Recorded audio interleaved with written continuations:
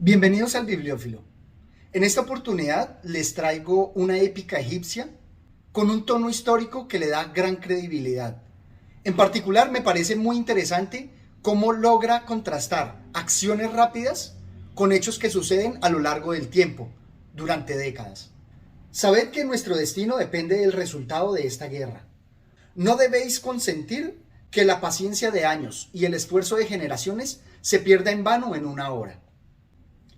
Este libro me parece muy interesante y la destaco como una épica, porque él trata de rescatar la historia pasada del imperio egipcio para despertar los sentimientos nacionales, para hacer como en el Gilgamesh y lograr modelar la cultura actual. Se trata de la batalla de Tebas de Naguib Mahfouz, ganador del Premio Nobel de 1988.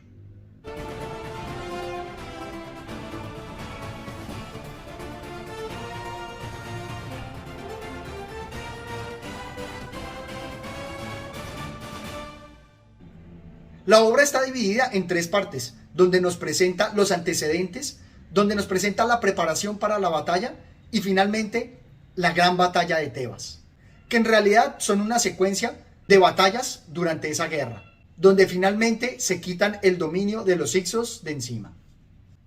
Esta obra, con un tono histórico que le da autoridad, nos presenta primero los antecedentes, las causas por las cuales los de Tebas van a tratar de quitarse la dominación de los hicsos.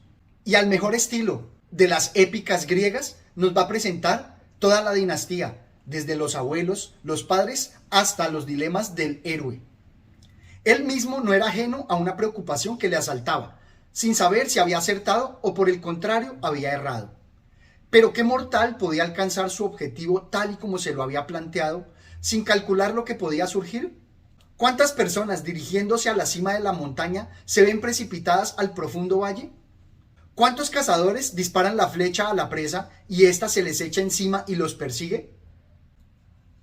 Me gusta mucho la fuerza expresiva del autor porque nos presenta los dilemas del héroe. Y este pasaje en particular me gusta porque me recuerda al Gran Gatsby, en cómo el pan se nos quema a la puerta del horno, donde puede ser que nuestro objetivo se vea perdido por algo inesperado, acaso por el azar, o como lo veíamos en Todo modo de Leonardo Sciascia, por un acto libre. Estas son las preguntas que nos empieza a plantear la obra.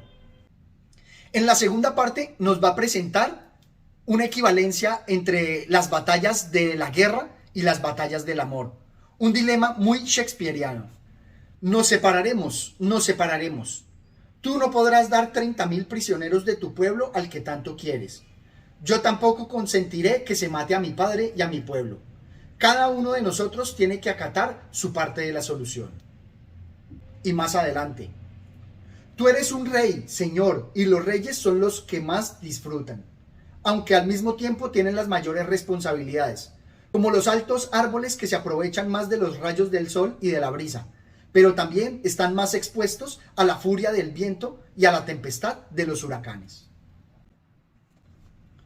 Me gustó mucho encontrar en la obra esa equiparación entre las batallas del amor y la guerra, en donde muchas veces el héroe, que no solamente está preocupado por los destinos de su país, también lo aquejan las preocupaciones de sus propias pasiones amorosas. Y como una tragedia shakespeariana, nos va a presentar un desenlace y nos va a presentar la grandeza de los héroes, de las figuras públicas, donde muchas veces tienen que renunciar a sus deseos particulares por el bien de la nación. A pesar de que, vistos desde fuera por un tercero, se les puede achacar que disfrutan de beneficios y ventajas, pero que al común de la gente se les escapan sus personales tragedias. Quisiera destacar que esta obra se me presenta como una épica, porque, como les decía, al igual que el Gilgamesh, trata de modelar la cultura de su nación e inspirar a las personas para luchar por un objetivo: el sentimiento nacional. El verdadero valiente es aquel a quien las desgracias no impiden cumplir con su obligación. Puede que sea verdad que hayamos perdido la batalla de Tebas, pero nuestro deber no ha terminado aún. Tenemos que probar que somos dignos de una muerte noble como lo fuimos de una vida noble. O en otra parte, No permitáis que vuestro enfado os ofusque y borre vuestros sagrados principios. Hombre bueno es aquel que manifiesta sus virtudes en los momentos más duros. Una épica siempre va a tratar de mostrarnos y ensalzar las virtudes que quiere inspirar en sus pueblos. Me parece que aquí también se trata de destacar lo mismo. Inspirar a la nación egipcia para abrazar sus valores nacionales y quitarse el yugo de los opresores, como presenta el ejemplo en la historia antigua. Y al ser una épica, me parece que hay una gran similitud con el Cantar de Roldán, donde se nos presentan batallas, discusiones, interpelaciones entre enemigos de forma muy similar. Incluso descripciones de las batallas en combate singular. Algo así como lo que se presentaba con Aquiles y Héctor. El faraón comprendió el propósito del envalentonado jinete y corrió a su encuentro. Se intercambiaron terribles golpes con sus respectivas lanzas, pero cada uno paraba el golpe de su contrincante con su adarga y se prepararon para un combate singular. Así como en el Cantar de Roldán se veían estas luchas singulares, esos diálogos entre los héroes para mostrar que persiguen una causa justa y ganarle al adversario, no solamente con el poder de las armas, sino también con el poder de las palabras. Y si esta épica es similar al Cantar de Roldán, que es bien antiguo, vamos a ver que las expresiones que utiliza y los diálogos son muy actuales, y en algunos casos también cinematográficos, muy al estilo de Hollywood, como este.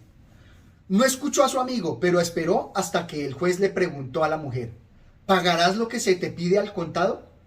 Isfinis se puso de pie y dijo con voz sonora y decidida: sí, señor juez. Todas las cabezas se volvieron para ver al generoso y atrevido joven que se ofrecía a salvar a la mujer en el último momento. Esta imagen de verdad me parece como la de Hollywood, donde hay un tribunal y todos se dan la vuelta a ver quién es el valeroso joven que se apresta a salvar a la desdichada mujer.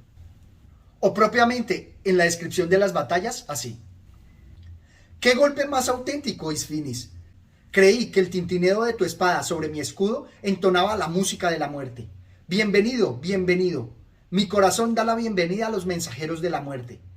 Esta siempre me desea cuando juego entre sus garras, pero finalmente se retira decepcionada y se va con otro. Y aunque pareciera que la batalla se da como en el Cantar de Roldán, donde a veces hablan más que batallan, aquí no. Dice más adelante: apenas acabó de hablar cuando dirigió a su enemigo 3 sucesivos y rápidos mandobles. Hinsar los paró con su adarga, aunque tuvo que replegarse unos pasos. El faraón saltó sobre él y lo atacó duramente. Hinsar conocía bien el peligro de esta táctica y dejó de juguetear con su rival y se cayó. Abandonó la sonrisa, frunció el ceño y paró los golpes de su enemigo con suprema fuerza y valor. Mostró toda la destreza y valentía de que fue capaz, algo sobrenatural. Destaco justamente en este pasaje que también el diálogo muestra que no se pueden quedar los combatientes usando las palabras y tienen que concentrarse en la batalla, en la pelea. Esto lo que muestra es que el autor usa nuestros usos actuales y modernos para despertar el interés en los lectores. Esto es todo cuanto tenía por compartir con ustedes. Espero que se animen a leer esta obra tan interesante, que también nos permite conocer muy al detalle la historia antigua de Egipto. En este caso, de Sequenenre y su descendencia. Toda una dinastía. Espero que me dejen sus comentarios, se suscriban al canal y hasta una próxima oportunidad. Gracias.